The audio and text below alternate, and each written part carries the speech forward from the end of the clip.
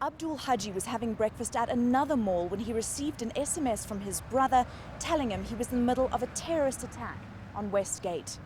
Without a thought, he headed there, armed himself, and joined a group of civilians and plainclothes policemen who were combing the mall for survivors. He was there to rescue people and find his brother. So just what made Abdul Haji and a brave few run towards the sound of gunfire as hundreds of others were running away? It was a very short message. It just read, "Trapped in Westgate, think they're terrorist, pray for me." Move aside! Move aside!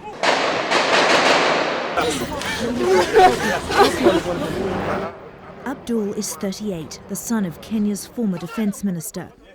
When he arrived at Westgate, he soon found out just how desperate the situation was. Most of the guys who were there seemed to be police officers. Others seemed to be the Asian community, which usually has their own security organization or arrangement.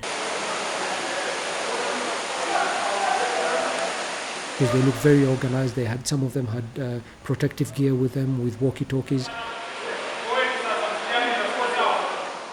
They could hear the screaming from inside the mall. Up to that point, Kenyan Red Cross volunteers could do next to nothing to help. And immediately, it's like instinctively, most of the guys who were armed just got their guns out. And at this point, I thought, okay, I'll probably do the same. I'll try and help. So I got my gun as well. And we started giving cover to the Red Cross people to get the survivors out. We're now looking out for each other. We're protecting each other. Inside, the true horror of this attack became apparent. It was a bunch of kids, old ladies, some very young girls. Some were dead, some were injured and bleeding badly.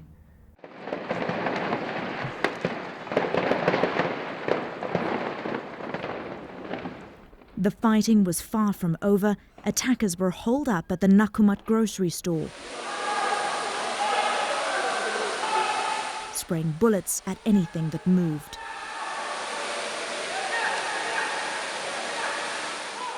And then this moment, captured by a Reuters photographer. Abdul is wearing the checkered shirt. We saw a lady hiding behind a table, sort of, and we thought, oh my God, she was right in the middle of the crossfire, and we need to get them out.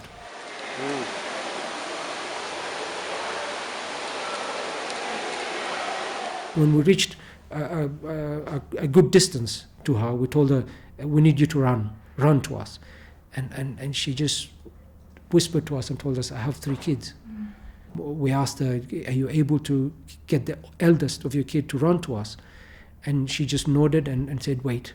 And suddenly, the little girl in the picture appears. And so we start urging her to run towards us. And I've got to tell you that at that point in time, I thought she was a very, very brave little girl. You know, running towards a bunch of people she doesn't know, holding guns. Abdul and his small band battled the attackers for around 6 hours as more and more police arrived to back them up. All this ducking, taking cover, and shooting became very instinctively.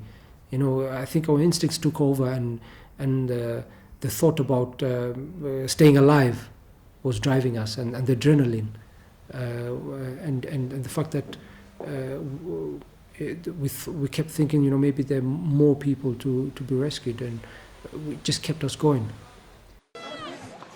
It's estimated they could have saved 1,000 people. Abdul's brother Nuruddin was one of them. I don't think of myself as a hero. And before the whole thing, I didn't even consider myself as a very brave man. But when I think about it, I keep telling myself, I think any other Kenyan would have probably done the same, who was in my situation and had the same thought process as me, somebody who was concerned of a family member, and the person probably had a weapon. he would have probably done the same thing. But I'm definitely not a hero.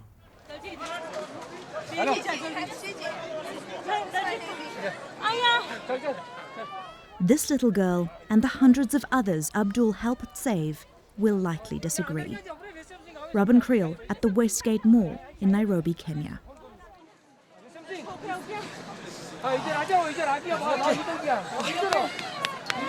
Everybody, Catherine.